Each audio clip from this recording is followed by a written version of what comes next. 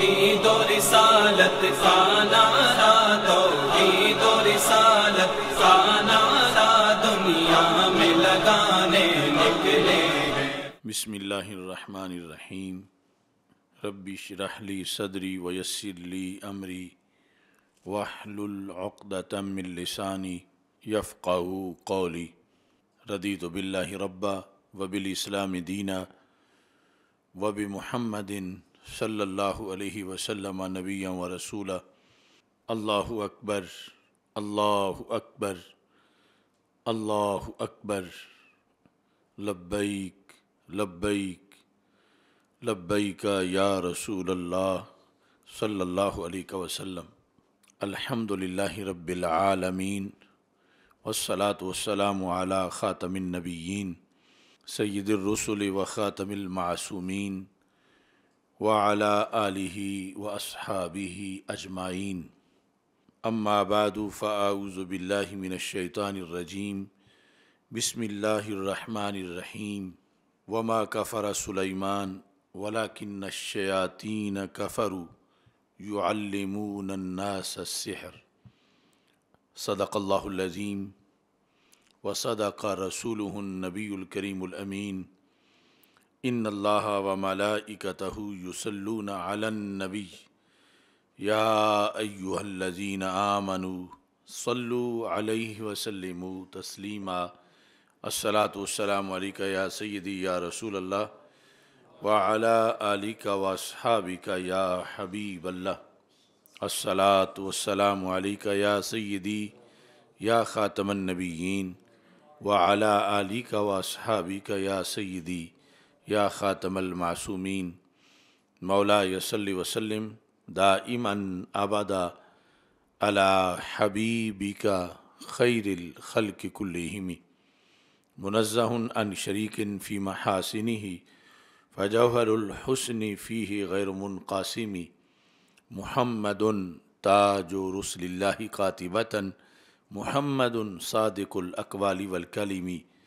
محمد ذکرہ روح لانفسنا، محمد شکرہ فرد علی الامم۔ رب صل وسلم دائما ابدا علی حبیبک خیر الخلق کلہم۔ الہی بحق بنی فاطمہ کہ برقول ایماں کنی خاتمہ، اگر دعوتم رد کنی ور قبول،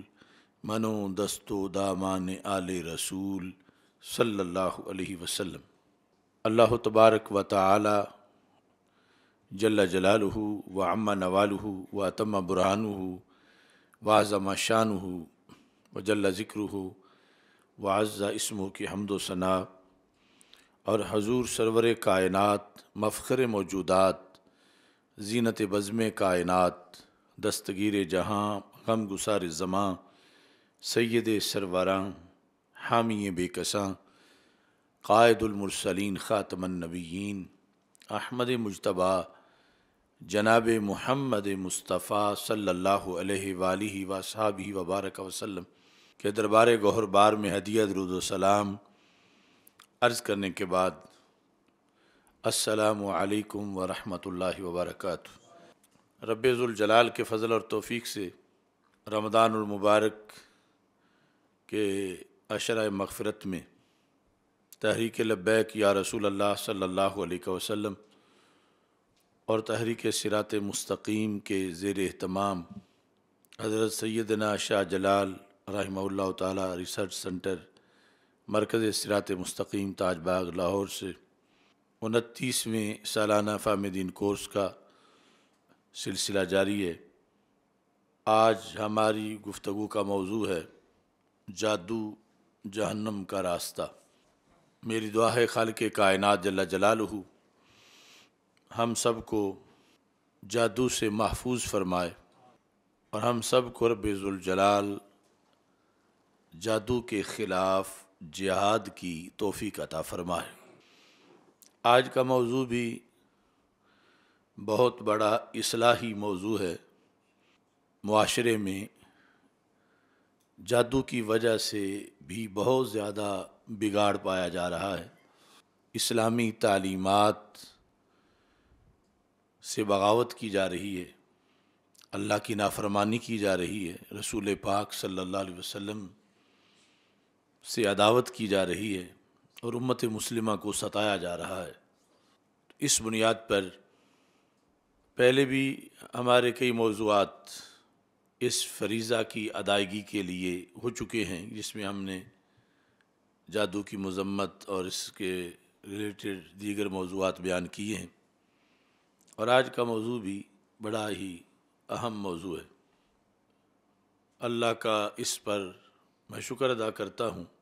کہ اس نے ہمیں ان سارے فتنوں کے خلاف بولنے کے لیے چن رکھا ہے، کبھی ستم گروں کے خلاف اور کبھی جادوگروں کے خلاف۔ کچھ لوگ ہمارے لحاظ سے سوچتے ہیں کہ ان کو فلاں سے بڑا کوئی مسئلہ ہے اس لیے اس کے خلاف بولتے ہیں۔ اب مختلف بد عقیدہ کمپنیاں ہیں، پھر ان کے سہولت کار ہیں، ان کی فرنچائز ہیں، پھر نظام مصطفیٰ صلی اللہ علیہ وسلم کے باغی حکمران ہیں، پھر مختلف حکومتیں ہیں، انٹرنیشنل سطح پہ نو ورلڈ آرڈر کا معاملہ ہے۔ تو یہ ہم سب کے خلاف ایک ہی وجہ سے بولتے ہیں، اور وہ وجہ دین مصطفیٰ صلی اللہ علیہ وسلم کا غلبہ ہے، کہ جو بھی دین مصطفیٰ صلی اللہ علیہ وسلم کی خلاف ورزی کر رہا ہے، جس جہت میں ہمیں اس کے خلاف نکلنا پڑتا ہے۔ اب جادوگروں سے ہمارا کوئی مربع مشترکہ نہیں ہے کہ وہ کہیں ہماری حدود میں آ رہے ہیں تو ہم اس لیے ان کے خلاف بول رہے ہیں۔ جس طرح اب کوئی پیر سمجھتے ہیں کہ ہمارے خلاف کیوں بولتے ہیں، کچھ علماء سمجھتے ہیں ہمارے کے خلاف کیوں بولتے ہیں، تو ہم اپنی ڈیوٹی سمجھ کے بولتے ہیں کہ جہاں اصلاح کی ضرورت ہے اور ہمیں نظر آ رہا ہے کہ لوگ برائی میں گر رہے ہیں اور کل قیامت کے دن ہم سے مواخذہ ہوگا کہ آپ کو پتہ تھا، آپ کے ہوتے ہوئے لوگ یوں بدی کے کنویں میں گرتے رہے تو آپ نے بچانے کی کوشش کیوں نہ کی۔ تو اپنی عاقبت سنوارنے کے لیے کہ کل مواخذہ نہ ہو اور کل ہم سرخرو ہو سکیں، تو باقی اللہ نے اس پر اثرات مرتب کرنے ہیں، اور اللہ کی فضل و کرم سے لوگوں میں اس سلسلہ میں اویئرنیس آنی ہے۔ اللہ تعالیٰ پوری امت مسلمہ کا بھلا فرمائے۔ قرآن مجید برہان رشید میں رب ذوالجلال کا سورہ بقرہ کے اندر فرمان ہے، وما کفر سلیمان، حضرت سلیمان علیہ السلام نے کفر نہیں کیا، ولیکن الشیاطین کفروا، لیکن شیطانوں نے کفر کیا۔ آگے اس کی وضاحت ہے کہ شیطانوں نے کیا کفر کیا۔ اللہ تعالیٰ فرماتا ہے یعلمون الناس السحر، کہ شیطان جو ہیں وہ لوگوں کو جادو سکھاتے تھے۔ اس جادو کی تعلیم دینے کے ذریعے سے شیطانوں نے کفر کیا اور شیطانوں نے دنیا کے اندر جادو پھیلایا۔ اب نص قطعی سے یہاں سے یہ پتہ چلا کہ جادو کے علمبردار شیطان ہیں، شروع سے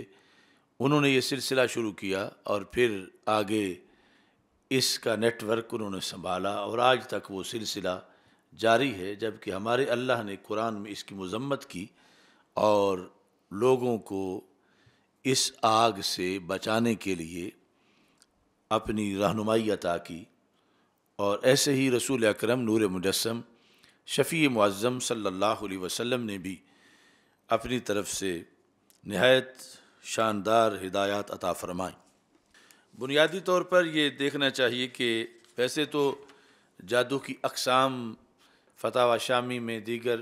بہت سی کتابوں میں، الاعلام بقواطع الاسلام جو ابن حجر حتمی کی ہے، انہوں نے بھی بہت تفصیل سے اس میں لکھا، لیکن بنیادی طور پر دو قسمیں ہیں جادو کی جو ہمارے معاشرے میں زیادہ پائی جاتی ہیں۔ ایک تو وہ جادوگری ہے جو شعبدہ بازی ہے، الخداع والتخیلات لا حقیقت لہا، یعنی خیالی چیزیں ہیں جن میں حقیقت نہیں ہے،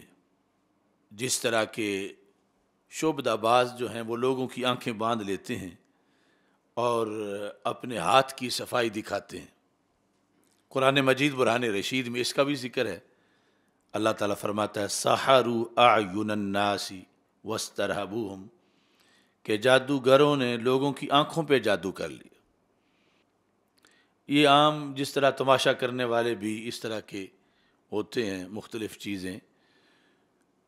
دوسرا جو جادو ہے وہ ہے استجلاب معاونت الشیطان بضرب من التقرب الیہ، شیطان کا تعاون حاصل کرنا، شیطان کا تعاون حاصل کرنا شیطان کے تقرب کے ذریعے سے، یعنی کچھ ایسے کام کرنا کہ جس کی وجہ سے بندے کو شیطان کا قرب ملے معاذ اللہ، اور پھر شیطان اس کی مدد کرے۔ استجلاب معاونت الشیطان، شیطان کے تعاون کو حاصل کرنا، کیسے؟ بضرب من التقرب الیہ، اس کی من وجہ عبادت سے، یعنی جو بھی اس کو خوش کرنے کے لیے کیا جائے گا شیطانی کام، وہ اس کی عبادت ہوگی۔ جس طرح کہ اللہ تعالیٰ فرماتا ہے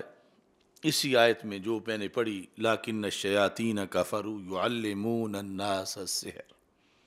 یہ جو شعبدہ بازی والا جادو ہے اس سے زیادہ مراکز جو ہیں یہ دوسرے جادو کے بنے ہوئے ہیں کہ جس میں شیطانوں کی مدد چاہی جاتی ہے، کوئی شے ڈھونڈنے میں، کوئی چیز گم کرنے میں،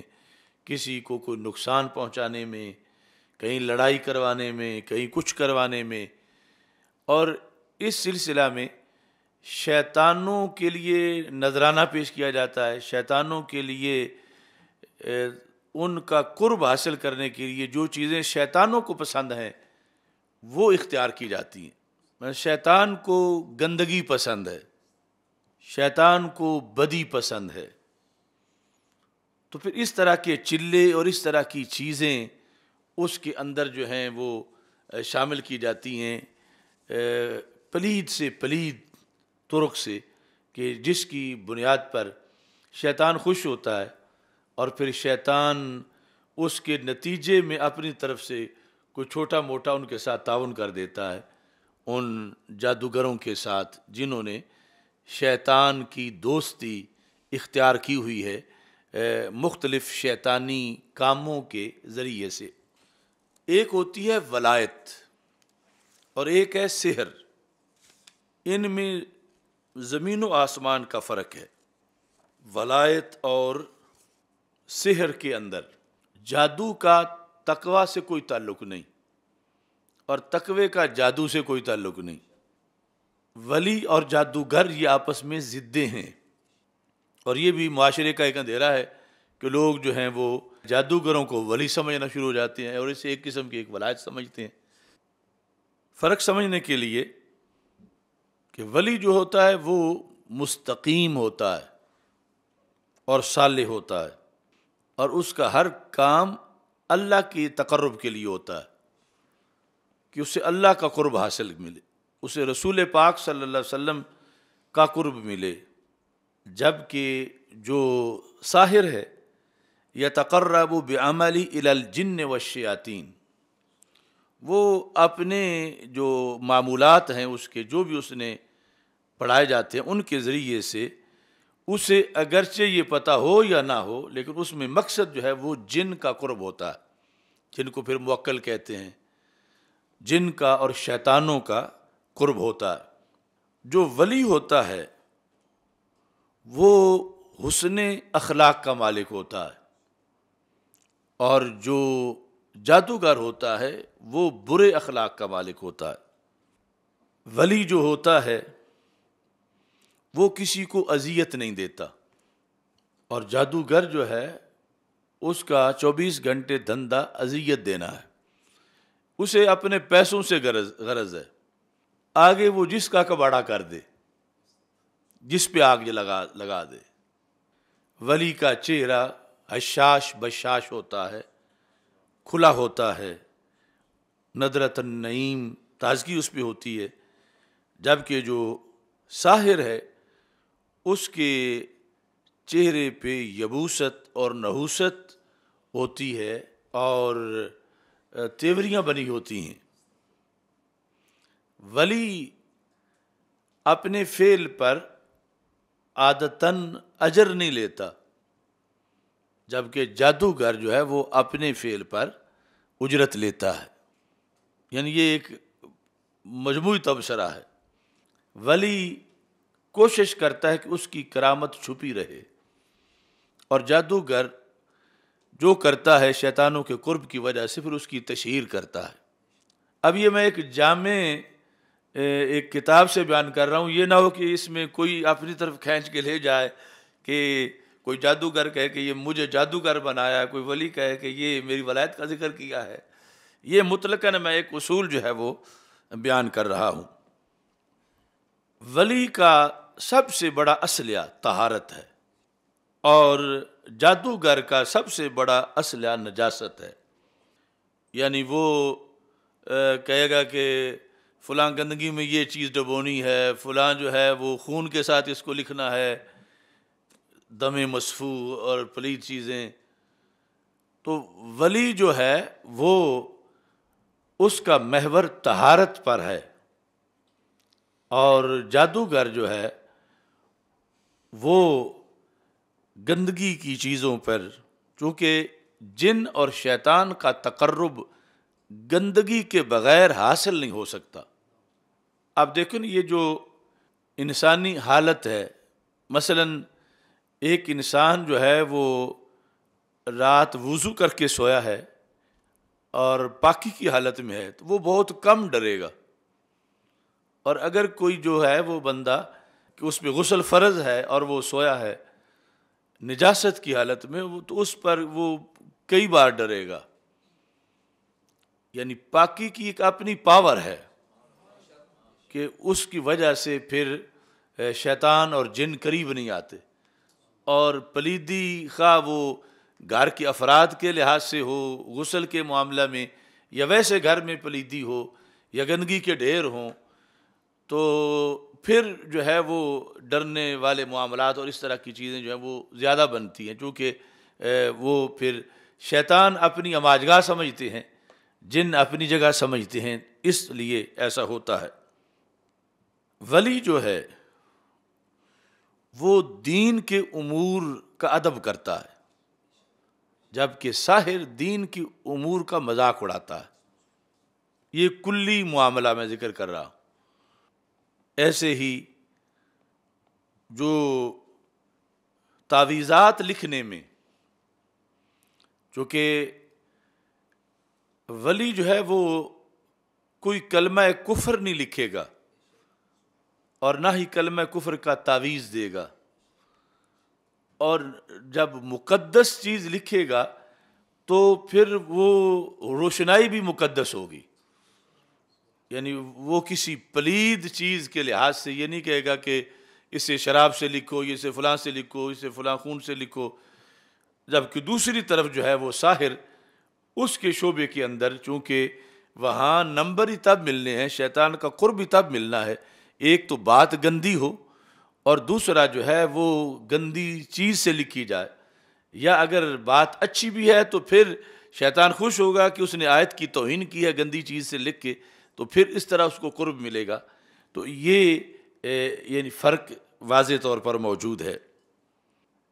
پھر جو ولی ہے وہ تعویذ کے لحاظ سے کبھی یہ نہیں کہے گا کہ اسے اپنے جسم کے فلاں پلید حصے پہ رکھو، یعنی تعویذ بندھوانے کے لحاظ سے کہ شرمگاہ پہ رکھو، فلاں جگہ پہ رکھو، جبکہ ساحر یہ بھی کہہ سکتا ہے، یعنی چونکہ اس میں سارا شعبہ ہی اس طرح کا ہے کہ جس کی بنیاد پر شیطان خوش ہو، کہ بات غلط ہو یا بات صحیح ہے تو پھر وہ جس سے لکھی جائے اس سے توہین کی وجہ سے اسے خوشی ہو، پھر یا وہ آیت ہے یا مقدس کلمہ ہے تو پھر اس جگہ رکھوائی جائے جہاں سے شیطان خوش ہو۔ تو اس طرح کر کے یعنی یہ بڑے بڑے مین فرق ہیں، اگرچہ یہ بحث تو بہت لمبی ہے۔ پھر ولی جو ہے وہ کبھی یہ نہیں کہے گا کہ یہ الٹا کر کے لکھو، جبکہ ساحر اس کو الٹا کروائے گا، چونکہ اللہ کے کلام کو الٹا کریں تو شیطان خوش ہوگا، اور شیطان کی خوشی سے پھر اس کو جو ہے وہ قرب ملے گا۔ اور اس میں بھی اب کچھ لوگ فن سے وہ کہتے ہیں جو نوری علم ہے کہ آیات سے وہ علاج کر رہے ہیں، اور یہ نہیں دیکھ رہے کہ آیات کا آگے حشر کیا کر رہے ہیں۔ یعنی اصل تو سحر تب بنے گا جس وقت شیطان کا تقرب اس میں پیش نظر ہوگا، شیطان کی خوشی، اور وہ پھر کئی طریقوں سے ہے جس کی وجہ سے وہ لفظ بدل دیں یا اور کوئی کسی طریقے کے ساتھ جو ہے اس میں چیزیں جو ہیں وہ داخل کی جائیں، یا آیات کے اندر شیطانوں کے جو سردار ہیں ان کے نام معاذاللہ لکھے جائیں، تو اس طرح کی صورتحال جو ہے وہ چلتی ہے۔ ولی جو ہے اس کی محفل سے اچھی خوشبو آتی ہے، جبکہ ساحر کے پاس سے ہمیشہ بدبو آتی ہے۔ اور پھر ولی کا خاتمہ ایمان پہ ہوتا ہے، اور ساحر کی موت بڑی بھیانک ہوتی ہے، یعنی کوئی نہ کوئی ایسا ذریعہ بن جاتا ہے، کوئی ایسا طریقہ بن جاتا ہے۔ مثلا وہی جن کو اس نے تعویذ ڈالے ہوتے ہیں، کئی ناراض ہو کے کوئی اس کا سر اتار دیتا ہے، کوئی اس کو کچھ کر دیتا ہے، ویسے مطلقاً یعنی آفات موت تو آنی ہے، لیکن پھر اس طرح کی چیزیں بھی سامنے آتی ہیں کہ جیتے جی ہی انہیں خود بھی پتہ چل جاتا ہے کہ انہوں نے کس قدر شیطان کی وفاداری کی ہے، اور شیطان کی وجہ سے ان پہ نوست کتنی آ گئی ہے، اور پھر ان کے آگے جو ہیں وہ معاملات کس طرح کے ہیں۔ یہ ایک تحقیق تھی ایک کتاب کے اندر، تو میں نے یہ ضمناً اس سے چند چیزیں جو ہیں وہ عرض کر دی ہیں۔ اس کے ساتھ یہ ہے کہ اب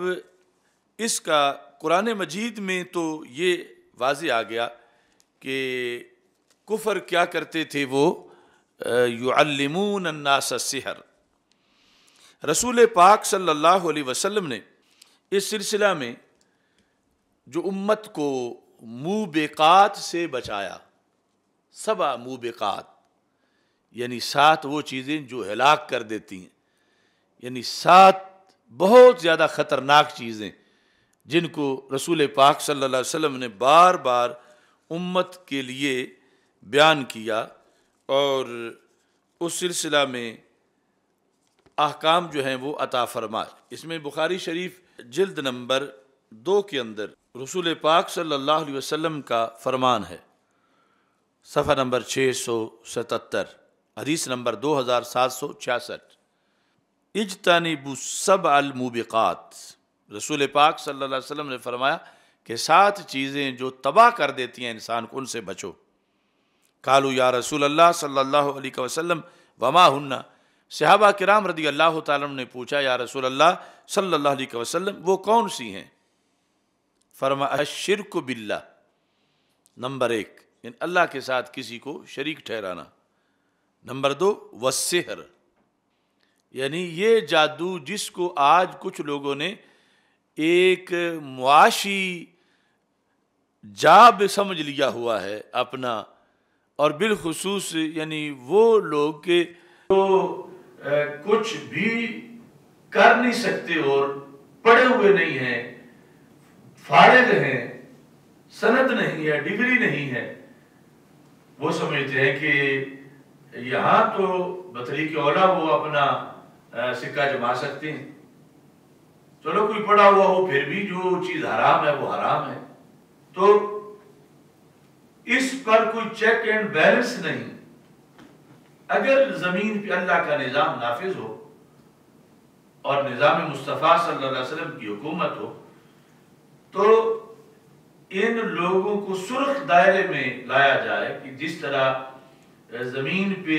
شرک روکنا لازم ہے، ایسے سحر کو روکنا بھی لازم ہے۔ یعنی یہ قتل نفس، فساد فی الارض، اس سے بڑا جرم ہے، کیونکہ اس حدیث میں جو 7 چیزیں ہیں 3 نمبر پہ قتل کا ذکر ہے اور اس کا 2 نمبر پہ ذکر ہے۔ یعنی یہ جو گلی محلے میں ہر طرف اس طرح پھیل گیا ہے کہ جو یہ کر رہے ہیں ان کو پتہ ہی نہیں کہ وہ کیا کر رہے ہیں، اور کتنا بڑا جو ہے وہ اس سلسلہ کے اندر وہ جرم ہے، یعنی وہ سمجھتے ہیں کہ یہ بھی شاید دم درود کا یہ قصہ ہے، اور پتہ نہیں دم درود کی حد کیا ہے، کہاں تک جائز ہے، وہ رقیہ شرعیہ کیا ہے، اور یہ جو دھونی سرکار ہیں اس طرح کے بنے وہ ہر طرف یہ کیا کر رہے ہیں، یعنی قتل سے بڑا جرم، قتل سے بڑا جرم دن رات جو ہے وہ ایک بندہ کر رہا ہے. اگر ابھی وہ آگے بحث آئے گی کہ ایسا جو کرے شریعت میں اس کی سزا کیا ہے. تو رسول پاک صلی اللہ علیہ وسلم نے جو 7 چیزیں مہلکات موبقات بیان کی، ان میں فرمایا جو میرے ماننے والے ہیں شرک سے بچ کے رہیں اور جادو سے بچیں، وقتل النفس التی حرم اللہ الا بالحق، ناحق کسی کو قتل نہ کریں. یعنی جتنا جرم ناحق قتل کا ہے اس سے بڑا جادو کرنے کا ہے، کرنا کروانا اس نیٹ ورک میں سب کچھ. پھر وَأَكْلُ الرِّبَا، سود کھانا. پھر وَأَكْلُ مال الیتیم، یتیم کا مال کھانا. وَالتَّوَلِّي یوم الزحف، اور جب کافروں کے ساتھ آمنا سامنا ہو اس دن پشت دے کے بھاگ جانا. یعنی یہ بڑے بڑے جو جرائم ہیں شریعت میں ان میں اس کو شامل کیا گیا. وَقَذْفِ الْمُحْصَنَاتِ الْمُؤْمِنَاتِ الْغَافِلَاتِ، اور مومنات جو پارسا ہیں ان پر معاذ اللہ بدی کا الزام لگانا. تو یہ یعنی 7 چیزیں گنی رسول پاک صلی اللہ علیہ وسلم نے، اور ان 7 میں دوسرے نمبر پہ جادو کا ذکر کیا. اب اگر سروے کریں ان چیزوں کے لحاظ سے اپنے معاشرے میں، ہر بدی کو روکنا ضروری ہے، ہر بدی کے بارے میں اویئرنیس دینا ضروری ہے، ہر بدی کا رستہ روکنا یہ اصلاح ہے. تو ہمارے معاشرے میں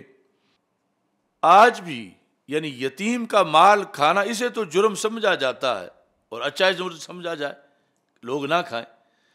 لیکن ادھر جادو کو نہیں سمجھا جا رہا. یعنی عورتیں کتنی جو صبح نکلتی ہیں شام لوٹ کے آتی ہیں کہ جادوگروں کے پاس جا کے بیٹھی ہوئی ہیں، اور اس طرح یعنی دھندا ایک ایک محلے میں پوری ملت کے اندر.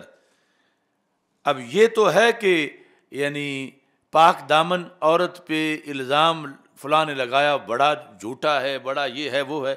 اس کے بارے میں نفرت ہے، ہونی چاہیے. لیکن یہ جادو کے لحاظ سے نفرت کیوں نہیں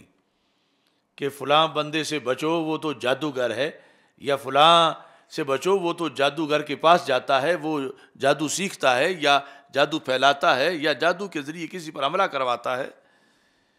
یہ تو ہے کہ فلاں سے بچو وہ بڑا قاتل ہے،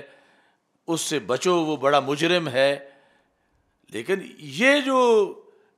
شعبہ ہے اس کے بارے میں ایسی نفرت کیوں نہیں پائی گئی کہ بچہ اس سے نفرت کرے، پھر بچے کو پتہ ہو کہ فلاں جگہ جو ہے وہ نفرت کی جگہ ہے، ادھر کون جا رہا ہے اس کو سمجھایا جائے. جبکہ ہمارے آقا صلی اللہ علیہ وسلم نے تو اس کو دوسرے نمبر پہ ذکر کیا. یعنی سب سے بڑا جرم ہے اللہ کے ساتھ کسی کو شریک ٹھہرانا، اور اللہ کے ساتھ شریک ٹھہرانے کے بعد یہ جرم بیان کیا کہ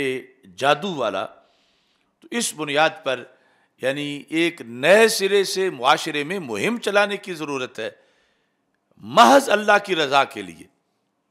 اللہ کے رسول صلی اللہ علیہ وسلم کی رضا کے لیے کہ ان کا دین ہے اور دین کی خلاف ورزی ہو رہی ہے، اور خلاف ورزی خود مسلمان ہی کر رہے ہیں، اور پھر خلاف ورزی کی حوصلہ افزائی کی جا رہی ہے، خلاف ورزی پر پروٹوکول مل رہا ہے، خلاف ورزی کرنے والوں کو ہیرو بنایا جا رہا ہے، خلاف ورزی کرنے والوں کو الٹا نوازا جا رہا ہے. تو اس بنیاد پر یعنی 7 موبقات جو ہیں ان کا درس دیا جائے، اور اس میں اس چیز کو بھی واضح کیا جائے کہ یہ ہے چیز موبقات میں سے، مہلکات میں سے، اور سمجھا اسے مبشرات میں سے جا رہا کہ بڑی بلے بلے بہت اچھا ہے. تو یہ رسول پاک صلی اللہ علیہ وسلم کی حدیث جو ہے وہ بخاری شریف سے میں آپ حضرات کے سامنے اس کا حوالہ پیش کر رہا ہوں. پھر اس میں اور بہت سی احادیث ہیں اور فرامین ہیں رسول پاک صلی اللہ علیہ وسلم کے. ان میں ایک ایک فرمان اس کے لحاظ سے رونگٹے کھڑے ہو جاتے ہیں کہ نبی اکرم صلی اللہ علیہ وسلم نے کس قدر रहनुमाई फरमाई और आज कितनी कोताही बरसी जा रही है। ये हदीस शरीफ जो है सही मुस्लिम में मौजूद है। हजरत अबू हुरैरा रज़ियल्लाहु तआला अन्हु रिवायत करते हैं, मन अता काहिना, जो किसी काहिन के पास गया, फसद्दक़हु बिमा यक़ूल, जाके ज़ाहिर है इसने पूछा कि मेरी चीज कहां पड़ी हुई है, इसने पूछा कि मुझे क्या है बताओ, उसने कोई अलामतें बताई, तुझे ये है तुझे वो है। अब इसका दिल मान गया कि वाकई जो इसने कहा है इस तरह ही। तो सरकार फरमाते हैं, फ़क़द बरिया मिम्मा अंज़लल्लाहु अला मुहम्मद सल्लल्लाहु अलैहि वसल्लम। इतने से वो उस दीन को छोड़ बैठा जो दीन अल्लाह ने हजरत मोहम्मद सल्लल्लाहु अलैहि वसल्लम को अता किया। यानी लोग कहते हो क्या जाता है इससे, ये तो साहिब शरीयत बताते हैं हो क्या जाता। लफ्ज क्या है, मन अता काहिनन, जो किसी काहिन के पास गया आया पहुंचा, फसद्दक़हु बिमा यक़ूलु, वो जो कहता है इसने उसकी तस्दीक कर दी। फ़क़द बारिया, ये बरी हो गया, बाहर हो गया, इसका अब कोई ताल्लुक नहीं रहा किस चीज़ के साथ, मिम्मा अंज़लल्लाहु अला मुहम्मद सल्लल्लाहु अलैहि वसल्लम, जो अल्लाह ने हज़रत मोहम्मद सल्लल्लाहु अलैहि वसल्लम पर नाजिल किया है, यानी कुरान। इसका अब कुरान से कोई ताल्लुक नहीं रहा। ये ना कहे कि कुरान मेरी किताब है, मैं कुरान वाला हूँ। यानी इसने वो जुर्म कर दिया, वो गलती इसने कर दी कि जिसकी बुनियाद पर उम्मत से निकल गया। अब जो पहला हिस्सा है वो देखो आम कितना है, कितने लोग जा रहे हैं रोजाना पूछने के लिए, और फिर पूछ के बहुत थोड़े हैं जो सद्दाका तक ना पहुंचे। सद्दाका तक फिर पूरी पूरी फैमिली दोस्त सब उसी पे लग जाते हैं, हाँ उसने ये बताया है तो ये इस तरह ही होगा। और उस पर मुरतब क्या हो रहा है कि इन्हें दीन से धक्का दिया जा रहा है कि अब इनका दीन मोहम्मद सल्लल्लाहु अलैहि वसल्लम से कोई ताल्लुक नहीं है। तो जो इस तरह की भट्टियां बखा के बैठे हुए हैं वो कितने मुजरिम हैं कि जो लोगों को दीन से बाहर निकाल रहे हैं, दो लोगों को सरकार की शफात के दायरे से बाहर निकाल रहे हैं, लोगों को रसूल पाक सल्लल्लाहु अलैहि वसल्लम की गुलामी के दायरे से बाहर निकाल रहे हैं कि सरकार फरमा रहे हैं वो मेरा नहीं है, वो मेरा कहीं नाना लेके मैं गुलाम नबी हूँ, वो उसने ये जुर्म कर दिया है। अब ये जो जुर्म किया जा रहा है, ये नहीं कि कोई 1000 किलोमीटर करेगा, 10,000 करेगा, कोई वीज़ा लेगा, कोई फिर जाके करेगा, कोई असला खरीदेगा, ये तो वो 10-15 मिनट में पहुंच जाएगा कहीं जाकर और वहाँ जाकर अपनी हिस्ट्री शेयर के बैठ जाएगा और पूछेगा और फिर औरों को भी ले जाएगा। तो ये सारा जो बाद वाले हैं इसका असल मदार तो वो है जो दुकान खोल के बैठा हुआ है और लोगों में बांट क्या रहा है, कुफर, लोगों में बांट रहा है जहन्नम, और अपना उसने रोजगार चलाया हुआ है कि बेरोजगार था, कुछ कर नहीं सकता था, तो उसने कहा चलो मैं यही कर लेता हूं। तो इससे तो वो मर जाता तो अच्छा था, कम अज कम इतने लोगों का ईमान तो खराब ना करता, चलो आप जहन्नम में जल जाता तो अच्छा था, तो इतने औरों को तो ना डबोता। तो रसूल पाक सल्लल्लाहु अलैहि वसल्लम ने एक तो ये इरशाद फरमाया,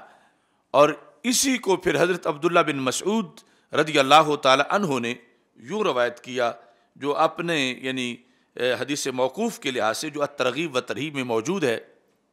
वो कहते हैं कि मन अता अर्राफन औ साहिरन औ काहिनन, ये 3 लफ्ज़ हैं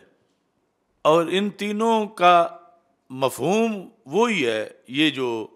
लोग बैठे हुए हैं इस तरह के, थोड़ा थोड़ा फ़र्क है। और ये फिर कोई बचने के लिए कहता नहीं मैं जादूगर तो नहीं हूँ, मैं तो वो हूँ। अब जो दूसरा कहता है वो अर्राफ होता है, जो कहता है कि मैं साहिर नहीं तो फिर क्या है, काहिन है, काहिन नहीं तो फिर क्या है, अर्राफ है। यानी मुख्तलिफ ज़रियों से गैब की खबर मालूम करना और दावा करना कि मुझे पता चल जाता है, शक्लों से ہندسے بنا کر لکھ کر یہ وہ چیزیں مکس کر کے. تو ان سب کے بارے میں حضرت عبداللہ بن مسعود رضی اللہ تعالی عنہ نے کہا کہ من اتا عرافن او ساحرن او کاہنن یؤمن بما یقول، گیا ہے اور پھر مان گیا ہے، فقد کفر بما انزل علی محمد صلی اللہ علیہ وسلم، تو اس نے سرکار کو نبی ماننے سے انکار کر دیا. گویا کہ اس نے قرآن کا کفر کر دیا ہے، اس نے اسلام کا انکار کر دیا ہے. کہاں ہمارا دین، ہماری کتابیں، ہماری تعلیمات، اور کہاں یہ بدھو لوگ، یہ جاہل، یہ نکھٹو، یہ ان پڑھ، یہ امت کے لیے زمین پر بوجھ، یہ باعث عذاب لوگ کہ جنہوں نے آگے آپ اپنی دکان کا وہ نام معاذ اللہ کوئی آستانہ رکھ دیں یا کوئی اور کوئی نام رکھ دیں. ہو کیا رہا ہے، وہ کیا کر رہے ہیں؟ اور یہ ہے کہ موج ہے، اس کے لیے لائسنس کی ضرورت نہیں، اس کے لیے ڈگری کی ضرورت نہیں. وہاں مچ سرکار کا یہ اعزاز ہے کہ 10 سال سے نہائے نہیں ہیں. تو اس لیے کہ شیطان تب ہی خوش ہوتا ہے جتنی زیادہ نجاست ہو، اور یہ اپنا فخر بتاتے ہیں کہ لٹ سرکار ہے، ان کی 6-7 گز ہیں اور یہ کبھی دھوئی نہیں انہوں نے. تو یہ دیکھو یعنی ہمارا دین اور ہمارا اسلام کیا ہے اور رائج معاشرے میں کیا ہے. اس سلسلہ میں جو گنجائش جتنی بنتی ہے وہ بھی ہم بتاتے ہیں، لیکن پھر بھی گنجائش یہی ہے کہ یہ سارے یہ سسٹم بند ہونے چاہیے، کیونکہ جہاں جانے سے اتنا بڑا نقصان ہو سکتا ہے، تو اگر کچھ چھوٹی موٹی کہیں سے گنجائش ملتی ہے تو کون اس گنجائش پہ کھڑا ہوتا ہے. اس سلسلہ میں اعلیٰ حضرت فاضل بریلوی رحمۃ اللہ علیہ نے جو لکھا اسی موضوع پر، میں اس گنجائش کا بھی ذکر کر دیتا ہوں، اور اس کے بعد بھی جو دیگر امور ہیں ان کے لحاظ سے بھی کہ پھر بھی معاملہ سیریس کتنا ہے. یہ فتاوی رضویہ شریف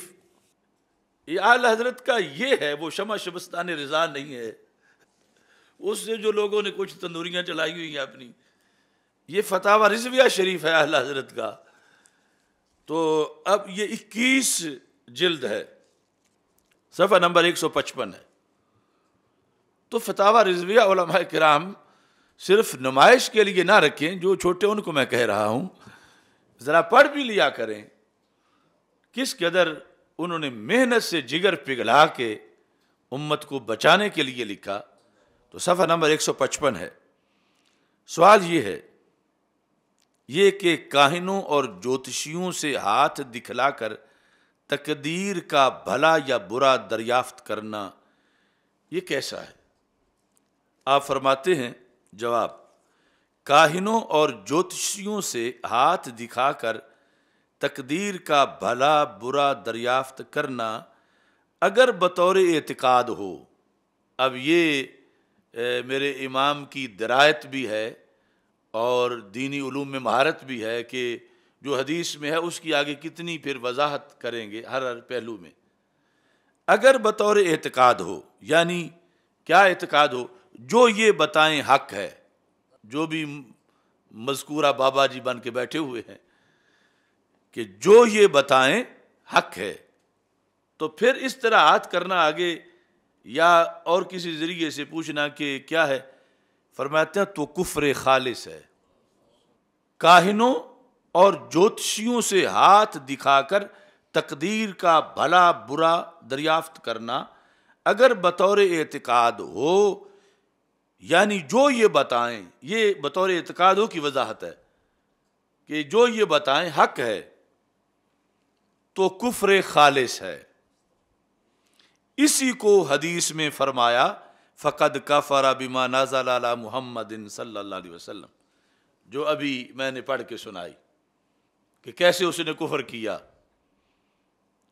کیا کیا ہے کہ کفر ہو گیا؟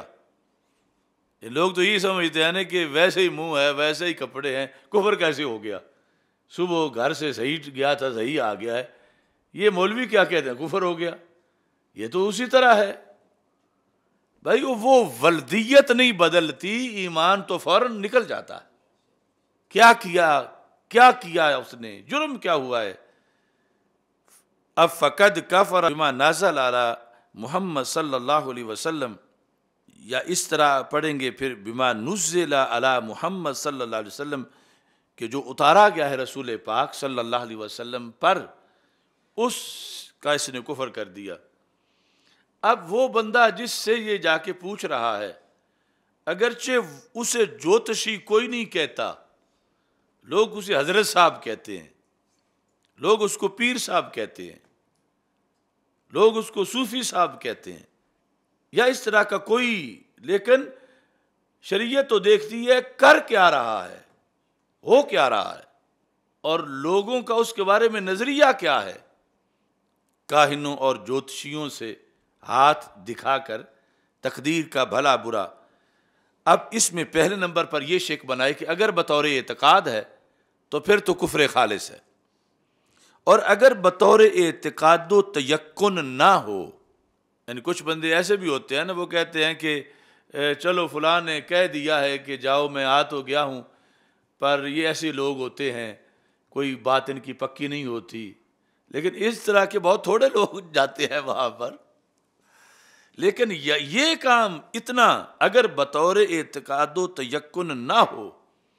مگر میل و رغبت کے ساتھ ہو، اعتقاد اور تیقن تو نہیں لیکن میل و رغبت تو ہے کہ جا بیٹھا ہے وہاں پر،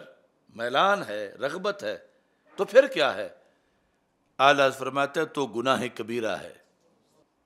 پہلے کفر خالص ہے اور پھر گناہ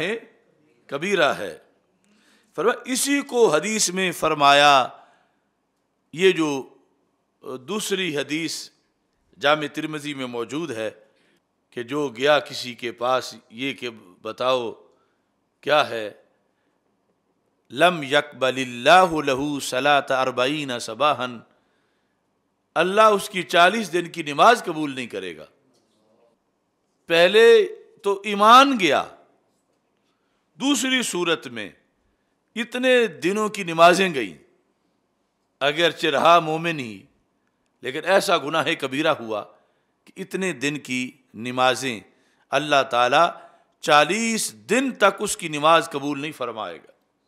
تو وہ کیسا منحوس بندہ ہے جس کے متھے لگنے سے یہ جانے والے کی 40 دن نمازیں نہیں قبول ہو رہی، یعنی اگر پڑھتا بھی ہے تو قبول نہیں ہے۔ تو معاشرے میں ایسے ناسور ان کا خاتمہ کتنا ضروری ہے کہ جن کی وجہ سے یا تو آنے والا ایمان سے ہاتھ دھو بیٹھتا ہے یا پھر 40 دن اس کی نماز نہیں ہوتی، کیوں فلاں سرکار صاحب کو ملا ہے۔ جو ولی ہیں، پارسا ہیں، متقی ہیں، وہ تو یقیناً ان کا سٹیٹس شریعت میں طے شدہ ہے، اور پھر ان کو دیکھنا، ان کے پاس بیٹھنا، ان کی بات سننا، ان کے پاس آنا جانا، اس کے تو ہم سینکڑوں دلائل اپنی تقریروں میں دے چکے ہیں کہ کتنا کبھی اللہ فرشتے کو رستے میں کھڑا کرتا ہے، پوچھتا ہی نہ تریدو کہاں جا رہا ہے، جانے والا بندے کی طرف ہی جا رہا تھا،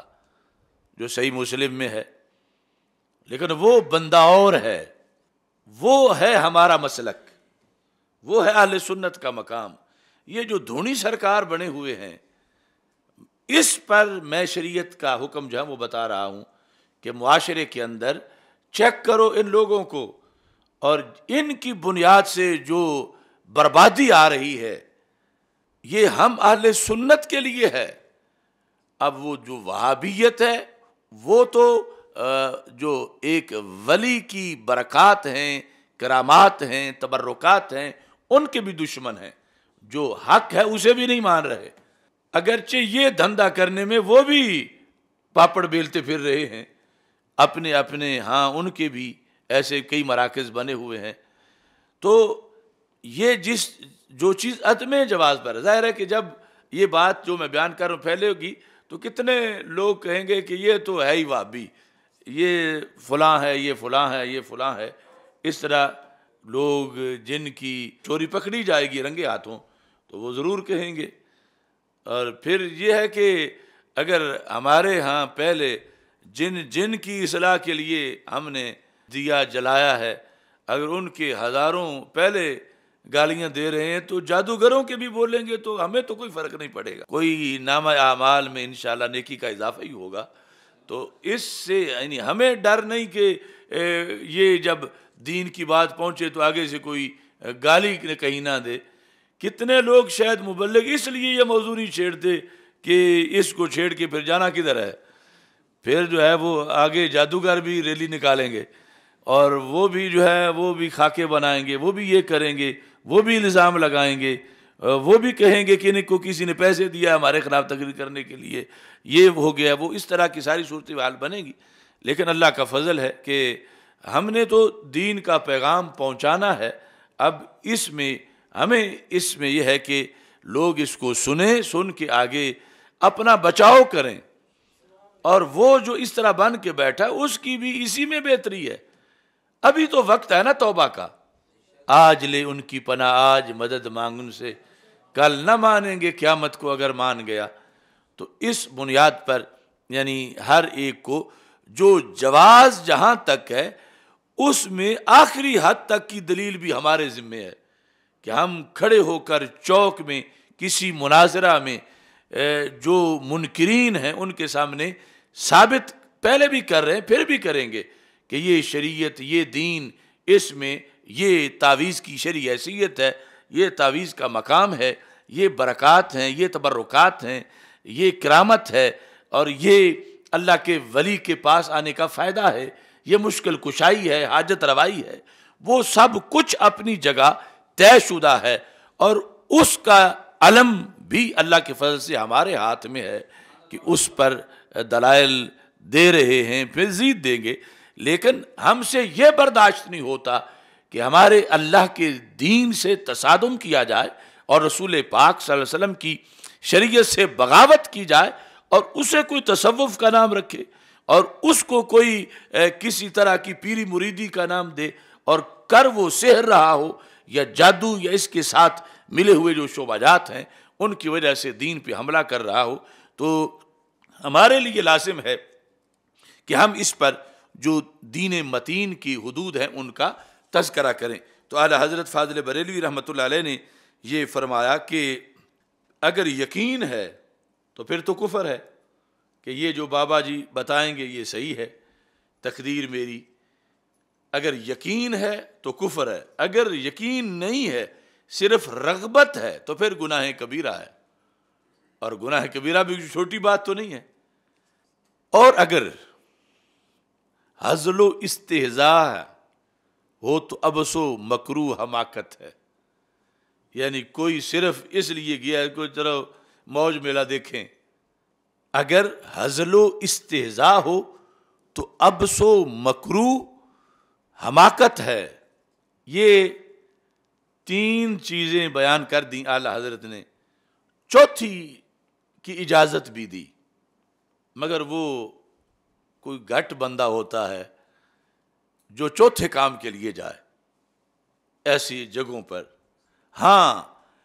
اگر بقصد تعجیز ہو تو حرج نہیں، تعجیز یعنی اگلے کو عاجز بنانا، اس کو ایکسپوز کرنا، اتنی پاور ہو اسے سب کے سامنے اس کو سرنگوں کر دینا، اس کا جھوٹ سامنے آ جائے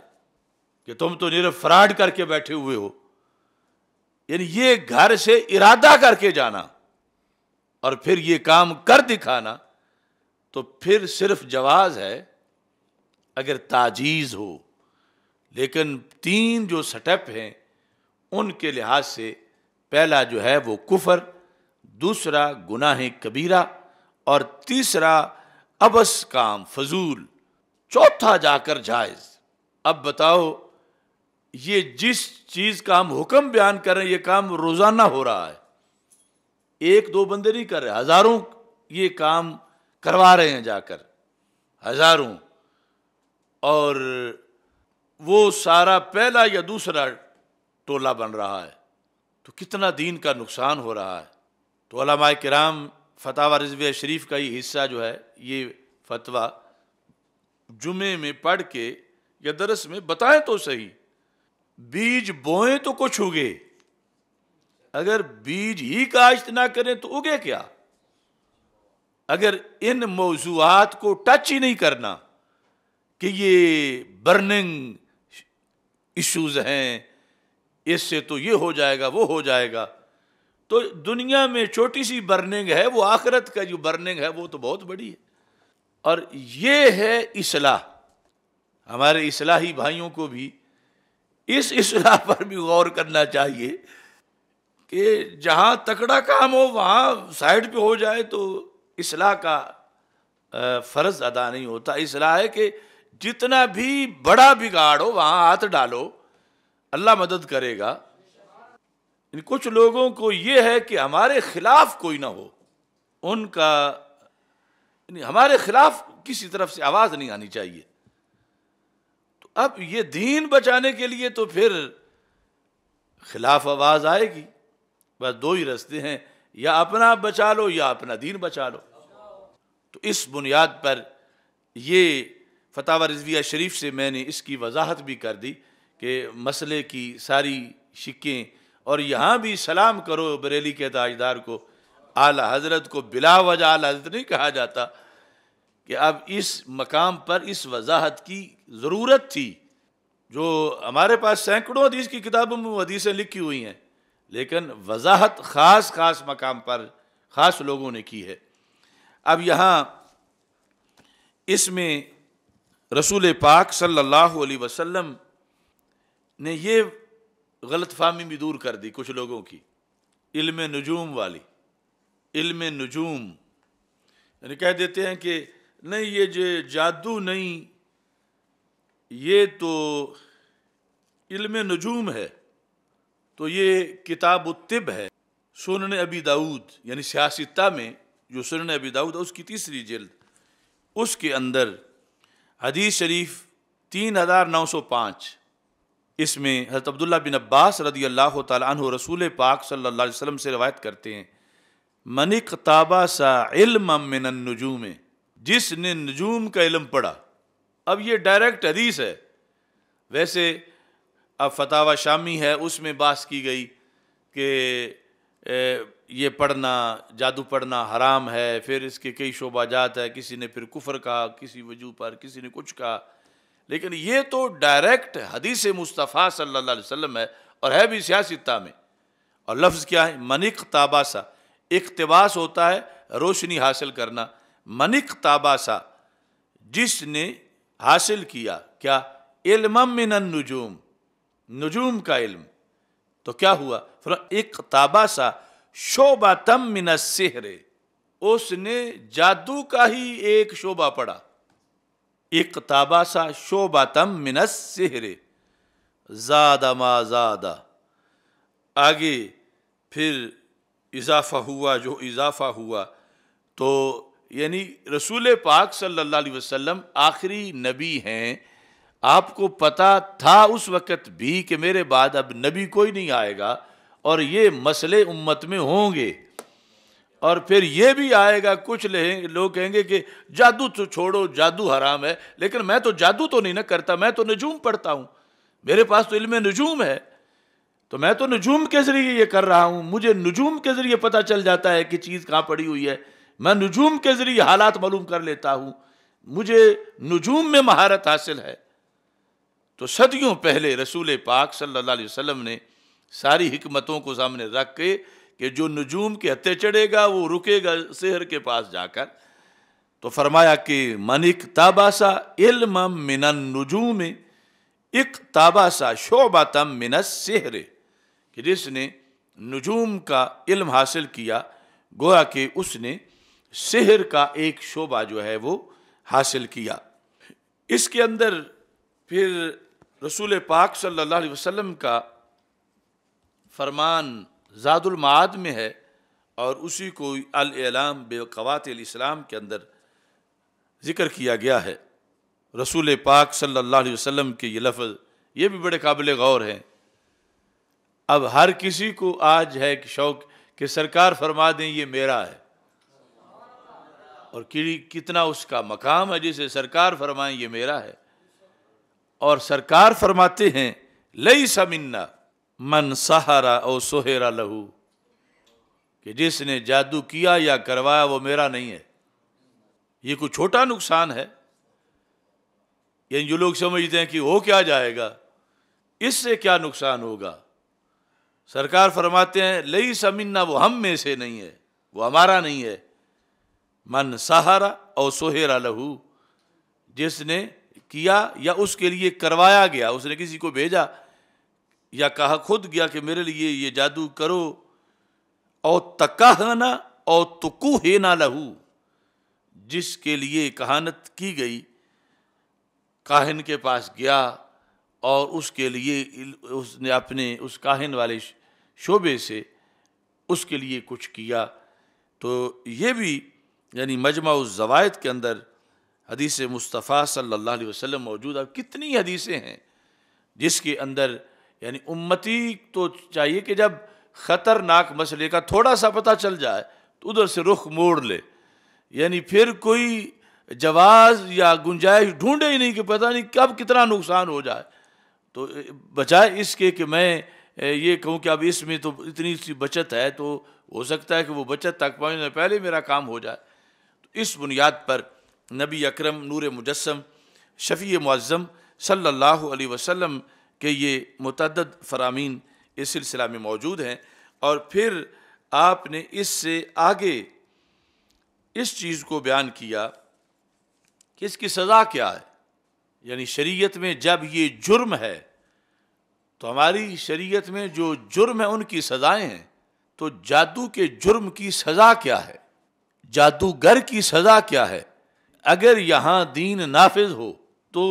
یہ جو جادوگر ہیں ان کی کیا سزا ہوگی۔ اور آج بھی یعنی سزا تو وہ برقرار ہے جب ملک دین اسلام کے لیے لیا گیا ہے، اور ایک بندہ جو ہے وہ دعوے دار ہے کہ میں مومن ہوں، میں یہودی نصرانی نہیں ہوں، میں مسلمان ہوں، تو سزا کے لحاظ سے یہ جامع ترمذی کے اندر یہ حدیث شریف جو ہے وہ موجود ہے، صفحہ نمبر 416، کتاب الحدود، جلد نمبر 2، یعنی جہاں گستاخ کی سزا لکھی ہے، چور کی لکھی ہے، زانی کی لکھی ہے، وہاں باب ما جاء فی حد الساحر، ساحر کی حد کیا ہے،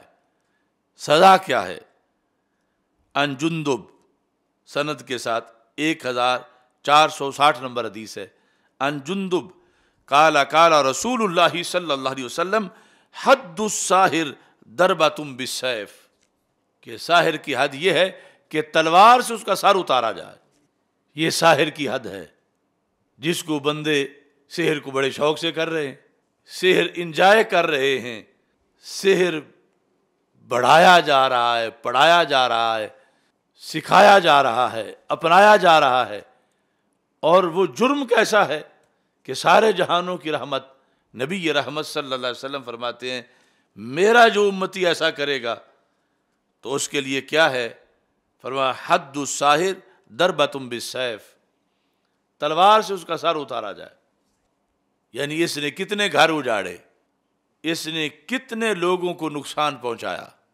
سحر کی بنیاد پر، اس کے تعویذوں سے، اس کے ان ہتھ کنڈوں سے کتنی خلق خدا بیزار ہوئی۔ یعنی جب اس سے ثابت ہو گیا، یہ تو ایک علیحدہ چیز ہے نا، پروسیس کیا ہوگا، سزا پھر کون دے گا، وہ سب چیزیں علیحدہ ایک مسئلہ، لیکن سزا کا جو اصل میجر چیز ہے وہ تو ذکر ہو گئی کہ یعنی صرف پڑھنا جو ہے، بعض نے حرام لکھا، بعض نے کفر لکھا، لیکن اب یہ کہ یہاں تک اس کی توبہ قبول نہیں، توبہ قبول نہیں۔ یہ فقہ کی کتابوں کے اندر فتح القدیر میں کہ لا تقبل توبۃہ، ساحر کی توبہ قبول نہیں، اتنا بڑا جرم کہ توبہ قبول نہیں۔ اب یہ ہوگا کہ اس نے پڑھ کے پھر عملاً اس نے حقوق العباد کو اتنا ڈیمیج کیا جو کہ فساد فی الارض کے زمرے میں آ رہا ہے۔ یعنی ایسا اس نے صرف ایک تھیوری پڑھی نہیں، آگے آزمائی بھی ہے، اللہ کے بندوں پر، تو پھر اب ہر حال میں قتل کیا جائے گا، اس کی توبہ قبول نہیں۔ رسول پاک صلی اللہ علیہ وسلم نے فرمایا حد الساحر ضربۃ بالسیف، یہ ہے اسلامی سوسائٹی کا امن، یہ ہے معاشرے کا تحفظ، یہ ہے شریعت محمدی صلی اللہ علیہ وسلم، المسلم من سلم المسلمون من لسانہ و یدہ، جس کا اصل ہے۔ تو یہ جادوگر کے تو ہاتھ سے بھی وہ محفوظ نہیں رہا مسلمان، نہ اس کی زبان سے محفوظ رہا۔ اس بنیاد پر یعنی یہ شریعت کے اندر جو سارے جہانوں کی رحمت سرکار ہیں حضرت محمد مصطفیٰ صلی اللہ علیہ وسلم، آخر کس حد تک پہنچ کے آپ کی زبان سے یہ لفظ نکلے ہوں گے کہ یہ بندہ کتنا بڑا مجرم ہے اور اس کا خاتمہ ہونا چاہیے۔ فرمایا کہ حد الساحر ضربۃ بالسیف، کہ تلوار سے اس کا سر اتارا جائے۔ یہاں پر جامع ترمذی میں پھر انہوں نے یہ لکھا ہوا قول مالک بن انس وقال الشافعی رحمہ اللہ تعالی انما یقتل الساحر اذا کان یعمل فی سحرہ ما یبلغ بہ الکفر فاذا عمل عملا دون الکفر فلم نرى علیہ قتلا، کہ جب کفر سے کم ہے تو پھر تو قتل نہیں ہے، لیکن جب کفر ہوگا ایک وہ بنے کی وجہ کہ جس کے اندر توہین لازم آئے گی قرآن کی آیات کی، یا اور کفر کی بنیاد پر، ارتداد کی بنیاد پر ہوگا، اور ایک پھر جو ہے وہ کہ جس وقت وہ فساد فی الارض کی صورت اختیار کر چکا ہے، لوگوں کے بارے میں عملاً اس طرح کر کے، یہ پھر آگے وضاحتیں تو ہر چیز میں بہت سی ہوتی ہیں، لیکن یہ سزا ذکر ہے۔ یعنی اب اس معاشرے میں آج 15ویں صدی میں معاشرے میں پوچھو کتنے لوگوں کو پتا ہے کہ جادو کی سزا کیا ہے، یہ جادوگر کی سزا کیا ہے، جو صدیوں پہلے سرکار دین دے چکے ہیں، اور ہے سیاستہ میں، ہے ہزاروں کتابوں میں۔ لوگ کہیں گے آج تو یہ پہلی بار ہی سن رہے ہیں، یہ اتنا بڑا جرم ہے۔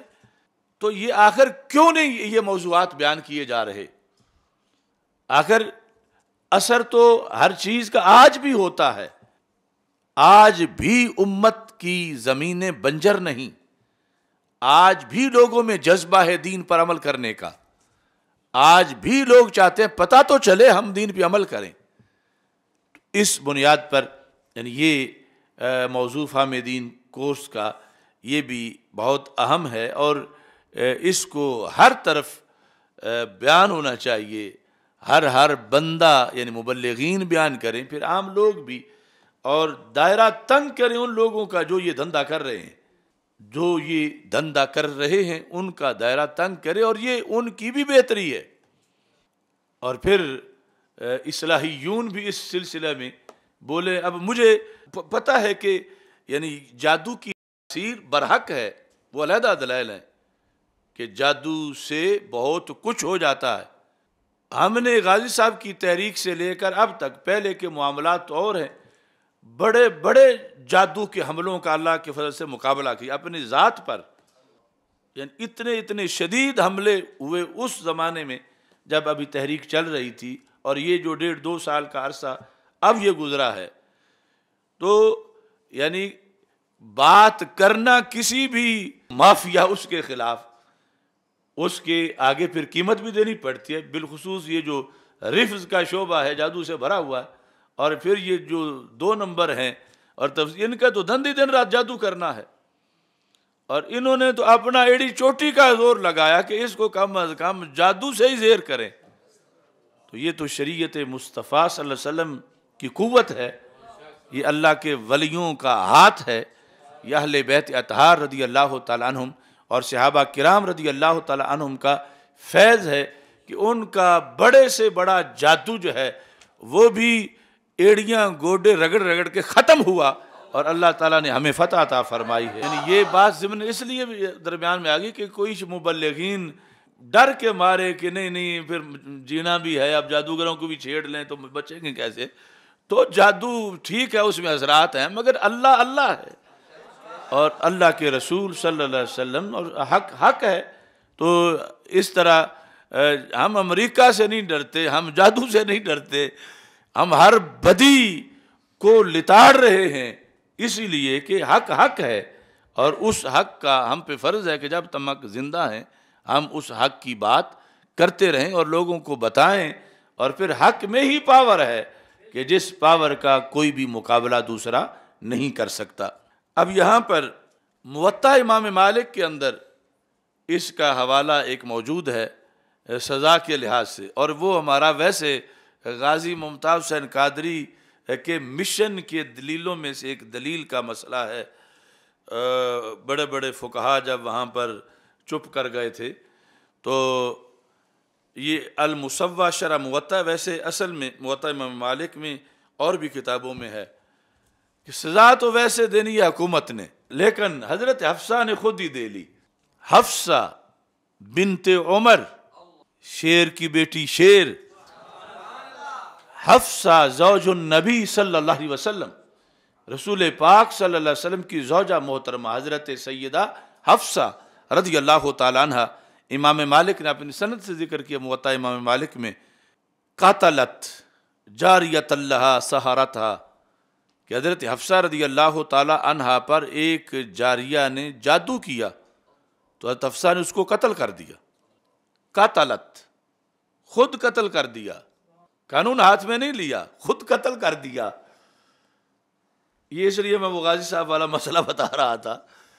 قاتلت جاریہ لہا سحرتھا وقد کانت دبرتھا، حالانکہ اس کو مدبرہ بنایا ہوا تھا کہ جب میں فوت ہو جاؤں گی تو تم آزاد ہو، تو اس لونڈی نے آپ پہ جادو کر دیا، تو ظاہر ہے سارے قرائن شواہد جو کچھ ثابت ہو چکا ہوگا، تو آگے فامرت بہا فقتلت، پہلے جو ہے وہ معروف سیگا پڑے گا قاتلت جاریۃ لہا، اپنی لونڈی کو قتل کر دیا کہ اس لونڈی نے ان پر جادو کیا تھا، اور ان کے نزدیک جو ہے یہ ثابت تھا کہ رسول پاک صلی اللہ علیہ وسلم کا فرمان کہ سرکار کا حکم ہے، تو اس بنیاد پر خود سزا انہوں نے خود دے دی حضرت سیدہ حفصہ رضی اللہ تعالی عنہا نے۔ اب یہاں حضرت عمر رضی اللہ تعالی عنہ، آپ نے اپنے دور خلافت میں، ظاہر ہے کہ جب دین مصطفیٰ صلی اللہ علیہ وسلم نافذ تھا اور ایسا کہیں جب ہوا تو ایسا موقع بنا تو سزا اس کی دی گئی۔ حضرت سیدنا عمر رضی اللہ تعالی عنہ، آپ نے بھی سزا دی جادوگر کو، اور مصنف ابن ابی شیبہ میں، مصنف عبد الرزاق کے اندر باب قتل الساحر، مصنف عبد الرزاق اس میں ہے حدیث نمبر 18745، اس کے اندر یہ تذکرہ موجود ہے کہ حضرت عمر رضی اللہ تعالی عنہ نے امارا بقتل السحرۃ، سحرہ جمع ہے، یعنی آپ نے کہا کہ سلطنت میں اکٹھا کرو ڈیٹا کون کون جادوگر ہے، تو جو بھی جادوگر ہیں ثابت ہو جائیں ان کو قتل کر دیا جائے۔ یہ ہے نظام مصطفیٰ صلی اللہ علیہ وسلم، اور یہ ہے نظام مصطفیٰ صلی اللہ علیہ وسلم کے حاکم حضرت سیدنا عمر رضی اللہ تعالی عنہ۔ اب اس میں ایک صورتحال یہ بھی ہے، مختصر اس کا بھی ذکر کر دوں، کہ لوگ کہتے ہیں کہ اب جادو تو ہم پہ ہو گیا، کسی نے کروا دیا، اب ہم اس جادو سے نجات چاہتے ہیں۔ اب نجات تو جائز ہے شرع میں کہ جادو کے سامنے لیٹ نہ جاؤ بلکہ جادو سے چھٹکارا حاصل کرو، تو کیا یہ جائز ہے کہ ہم جادو سے چھٹکارا حاصل کرنے کے لیے جادو سیکھ لیں؟ یا کوئی یہ کہے کہ میں تو صرف یہی کیس کرتا ہوں کہ جن پر ہو چکا ہے میں ان کو چھڑاتا ہوں، تو کیا ایسی صورتحال جو ہے وہ جائز ہے؟ تو اس کا جواب بھی رسول پاک صلی اللہ علیہ وسلم نے خود ہی ارشاد فرمایا۔ ابو داؤد شریف میں اس کا تذکرہ موجود ہے، یہ جلد نمبر 3، یہ ہے باب فی النشرہ۔ نشرہ، نشرہ کا مطلب جو ہے وہ یہ ہے کہ جادو کا جادو کے ذریعے توڑ، جادو کا جادو کے ذریعے توڑ، نشرہ، یہ پورا باب موجود ہے۔ عن جابر بن عبداللہ قال سئل رسول اللہ صلی اللہ علیہ وسلم عن النشرات، نبی اکرم صلی اللہ علیہ وسلم سے نشرہ کے بارے میں پوچھا گیا۔ تیری نظر خارزار شب میں گلاب تحریر کر چکی تھی، اجاڑ نیندوں کے خواب میں انقلاب تحریر کر چکی تھی، میرے ذہن کے فلک پر جو سوال چمکے تو میں نے دیکھا، تیرے زمانے کی خاک ان کے جواب تحریر کر چکی تھی۔ یعنی نشرہ باقاعدہ ڈسکس ہو چکا ہے۔ سئل رسول اللہ صلی اللہ علیہ وسلم عن النشرہ فقال ہوا من عمل الشیطان، نشرہ کے بارے میں پوچھا گیا تو سرکار نے فرمایا نہیں، میں اجازت نہیں دوں گا، یہ شیطان کا عمل، یعنی یہ برحق ہے کہ جادو سے چھٹکارا حاصل کرو، ابھی وہ ہم مزید آگے اس پر بات کریں گے، لیکن یہ جائز نہیں کہ کوئی اس لیے کہے کہ جادو کے ذریعے سے ہی، یعنی سرکار سمجھتے ہیں کہ کون پھر چیک بیلنس پہ مامور ہوگا، ایک بار جو سیکھ لے گا اور ایک جگہ ایسا کر لے گا پھر آگے وہ اسلحہ کہاں رکھے گا سنبھال کے۔ تو نشرہ کا مسئلہ پوچھا گیا رسول پاک صلی اللہ علیہ وسلم سے کہ یعنی جس کے طریقے سے پھر جن نکالا جائے اور اس طرح کی صورتحال، تو نبی اکرم صلی اللہ علیہ وسلم نے نشرہ کے بارے میں فرما ہوا من عمل الشیطان، یہ شیطان کے عمل سے ہے۔ جادو میں اثرات ہو جاتے ہیں اور ان اثرات سے چھٹکارا، شفا، یہ شریعت میں جائز ہے، اس کا حکم ہے کہ کسی طرح وہ چھٹکارا جو ہے وہ حاصل کیا جائے۔ اس پر اب تھوڑی سی گفتگو کر لیتے ہیں کہ چھٹکارا کیسے حاصل کیا جائے۔ یہ بخاری شریف میں ہے، نبی اکرم صلی اللہ علیہ وسلم نے ارشاد فرمایا، حدیث نمبر 5768، من استباح کل یوم تمرات عجوہ لم یضرہ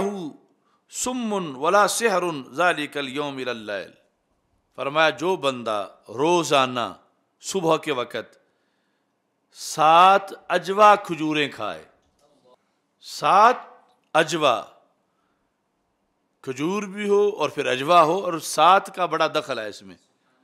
7 عجوہ کھجوریں کھائے، لم یضرہ سم، ایک تو اس کو زہر نقصان نہیں دے گا، ولا سحر، پھر جادو بھی نقصان نہیں دے گا، ذالک الیوم الی اللیل، اس پورے دن میں رات تک۔ یعنی رسول پاک صلی اللہ علیہ وسلم نے جادو سیکھنے سے جب روک دیا تو یہ نہیں کہا کہ امت پھر کوئی جادو کر جائے تو اسی میں رگڑتے یہ رہیں اور اسی طرح رہے، بچاؤ کا بھی سبق دیا۔ اور رسول پاک صلی اللہ علیہ وسلم کی طرف سے جو بچاؤ کی تدبیریں ہیں، وہ امریکہ جیسی کروڑوں حکومتیں مل کر بھی وہ دھاگا نہیں توڑ سکتی کہ جو قوت اس دھاگے میں ہے۔ مثلا رسول پاک صلی اللہ علیہ وسلم نے فرمایا کہ گھروں میں شیطان داخل ہو جاتے ہیں تو شام کو بسم اللہ پڑھ کے دروازہ بند کر دیا کرو۔ اب شیطان کی طاقت کتنی ہے، مشرق میں بیٹھ کے مغرب تک مار کرتا ہے، پھر بندے کے خون میں شامل ہو جاتا ہے، پھر رات بندے کے ناک کے اوپر والے حصے میں آنکھوں کے درمیان ماتھے کے اندر وہ گزارتا ہے۔ اور اب اس سے بچاؤ کے لیے سرکار فرماتے ہیں بسم اللہ پڑھ کے دروازہ بند کر دو، کھول نہیں سکے گا کبھی۔ یہ ہے دین مصطفیٰ صلی اللہ علیہ وسلم۔ پھر فرمایا اگر وہ کواڑ طاق نہیں ہے تو بسم اللہ پڑھ کے چھڑی کھڑی کر دو، وہ جو ہوا میں شامل ہو کے جا سکتا ہے، اندر سانس میں، خون میں، اب یہ دین کی چھڑی اسے نہیں آنے دے گی۔ اور چھڑی تو چھڑی رہی، سرکار فرماتے ہیں صلی اللہ علیہ وسلم دھاگا باندھ دو بسم اللہ پڑھ کے۔ اب اتنی پاور والا شریعت کا دھاگا نہیں توڑ سکتا۔ تو ان چیزوں پر ایمان بالغیب کی بنیاد پر بندے کا یقین ہونا چاہیے کہ رسول پاک صلی اللہ علیہ وسلم نے یہ ایک تو اس انداز میں اس چیز کو بیان کیا۔ دوسرا جو ہے اسی کی وضاحت وہ فتاوی رضویہ شریف میں مزید اعلی حضرت فاضل بریلوی رحمۃ اللہ علیہ نے کی۔ اس کے اندر یہ جو لفظ سات کا ہے اس پر بحث کی، اور پھر ساتھ اور بھی یعنی جو طریقے ہیں سحر سے بچنے کے وہ بتائے۔ یہ جلد نمبر 24 ہے۔ تو آپ فرماتے ہیں صفحہ نمبر 183، وَقَدْ قِيلَ فِي الْحِكْمَةِ فِي هَذَا الْعَدَدِ أَنَّ لَهُ خاصیتاً فی دفع ضرر سم و سحر۔ فرماتے ہیں یہ 7 کے عدد میں بڑی خصوصیت ہے۔ قد قیل فی الحکمہ فی ھذا العدد ان لہ خاصیہ، اس 7 کے عدد کی خصوصیت ہے کہ اس میں زہر کا ضرر دور کرنے میں اور جادو کا ضرر دور کرنے میں۔ اس پر پھر شرح زرقانی اور فتح الباری کا حوالہ دیا، اور اس میں پھر پہلے اسی حدیث کا ذکر کیا، یہ 7 کھجوروں والی، یعنی یہاں بھی 7 کا عدد ہے۔ وَلِلنِّسَاءِ فِي قِرَاءَةِ الْفَاتِحَةِ عَلَى الْمُصَابِ 7 مرات وَسَنَدُهُ صحیح، کہ نسائی شریف میں ہے کہ جس بندے کو جن پڑے ہوئے ہوں یا جس پر جادو ہوا ہو اس پر سورہ فاتحہ 7 بار پڑھ کے پھونکی جائے۔ اب شریعت نے بے سہارا نہیں چھوڑا، سورہ فاتحہ نسائی شریف میں اس مقصد کے لیے کہ اگر کسی پر جادو ہو چکا ہے یا جو چاہتا ہے کہ مجھ پہ نہ ہو یا جس پہ ہو چکا ہے جنوں کا حملہ، تو اس کے لیے یہ ہے کہ سورہ فاتحہ پڑھے 7 مرتبہ۔ والے مسلم شریف میں یہ ہے کہ جس کو درد کا عارضہ ہو پڑھے اعوذ بعزت اللہ و قدرتہ من شر ما اجد و احاذر۔ یہ الفاظ جو ہیں وہ بتائے گئے، اور یہ کہ اسأل اللہ العظیم رب العرش العظیم ان یشفیک 7 مرات، یعنی 7 مرتبہ یہ الفاظ جو ہیں وہ مریض پر پڑھے جائیں۔ اور ایک تو یہ جو قرآن و سنت کے جو اذکار ہیں ان کی جب قرآن ہے سنت ہے تو ایک کی تو ویسے ہی اجازت ہے اللہ کی طرف سے اور اللہ کے رسول صلی اللہ علیہ وسلم کی طرف سے، لیکن یہ بھی حقیقت ہے کہ پھر جو بزرگوں کی اجازتیں ساتھ شامل ہو جاتی ہیں تو اس کی وجہ سے اثرات بڑھ جاتے ہیں، تاثیر زیادہ ہو جاتی ہے۔ تو میں اپنی طرف سے جو مجھے اجازت دی گئی حضرت شیخ عبد الکریم محمد المدرس البغدادی رحمۃ اللہ علیہ کی طرف سے، میں سب کو یہ پڑھنے کی اجازت بھی دے رہا ہوں، کیونکہ میں بریلی شریف اور باقی بہت سے مراکز سے مجاز بعد میں ہوا ہوں، اور بغداد شریف سے سب سے پہلے مجاز قرار پایا ہوں، تو وہاں سے ان ساری چیزوں کے سارے اوراد کی اجازت حضرت شیخ عبد الکریم محمد المدرس البغدادی قدس سر العزیز نے دی۔ تو اس بنیاد پر یہ ساتھ اجازت کا تذکرہ بھی میں کر رہا ہوں۔ یہاں جو ہے وہ صورتحال، اس میں ایک چیز یہ بھی ساتھ ایڈ کرنا چاہتا ہوں، جادو کے علاج کے مسئلے میں اسے ہمیں بیماری پر بھی قیاس کرنا چاہیے، بیماری کے علاج والے مسئلے پر، یعنی یہ بھی ایک بیماری ہے، ویسے جو بیماریاں ہوتی ہیں اب ان کے لحاظ سے کیا ہمیں یہ اجازت ہے کہ جیسی بھی دوائی ہو لے لو، جیسی بھی مطلب یہ ہے کہ حرام بھی ہو تو لے لو؟ اگر وہاں شریعت چاہتی ہے کہ بندہ ہمارا مومن بچے لیکن پھر بھی کچھ حدود ہیں، تو ایسے ہی جادو والے مسئلے میں بھی حدود ہیں۔ تو وہاں یہ ہے کہ ہمارے آقا صلی اللہ علیہ وسلم کا فرمان ہے ما انزل داء الا انزل له شفاء، اللہ تعالیٰ نے جو بھی بیماری نازل کی ہے اللہ نے اس کی شفا بھی نازل کی ہے، اگرچہ وہ شفا کی پڑیا کسی کو معلوم ہو یا نہ ہو، کہ وہ کس دانے میں ہے، کس پتے میں ہے، وہ کس ریڑھ میں ہے، یعنی شفا اس کی نازل ہوئی ہے۔ آگے کس حکیم کے علم میں ہے، کون جائے گا، کسے پتہ ہے، یہ علیحدہ مسئلہ ہے۔ عالمہ من عالمہ و جاہلہ من جاہلہ، یہ سرکار کا لفظ ہے۔ فرمایا اللہ نے تو ہر بیماری کی شفا نازل کی ہوئی ہے۔ عالمہ من عالمہ، جان لیا جس نے جان لیا، و جاہلہ من جاہلہ، نہیں جانا جس نے نہیں جانا، لیکن رب نے کسر کو نہیں چھوڑی۔ اللہ نے ہر بیماری کی جو ہے وہ دوائی نازل کی ہوئی ہے۔ اب اس کے ساتھ رسول پاک صلی اللہ علیہ وسلم فرماتے ہیں عباد اللہ، اے اللہ کے بندو، تداوو، دوائی لیا کرو۔ یعنی ایک تو خاص لوگ ہیں نا وہ متوکلین، وہاں تو ہر کوئی پہنچ نہیں سکتا، تو ویسے جو جاری قانون ہے شریعت میں وہ ہے کہ بیمار ہو جائے تو دوائی لو، تداوو، لیکن فرمایا ولا تداوو بحرام، حرام سے تداوی نہ کرو۔